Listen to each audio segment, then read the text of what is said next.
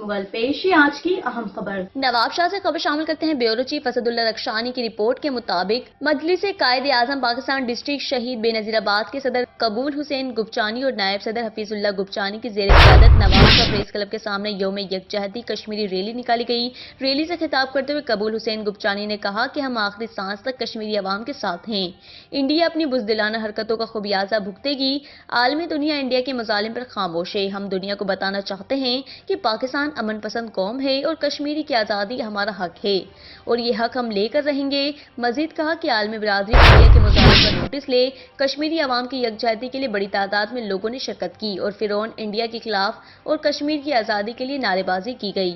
मजीद खबरों और अपडेट्स के लिए देखते रहिए जस्तुजू न्यूज। हमारा पेज लाइक कीजिए, कमेंट्स कीजिए और सब्सक्राइब करके बेल आइकन को प्रेस कीजिए ताकि हर आने वाली नई वीडियोस आप तक पहुंच सके।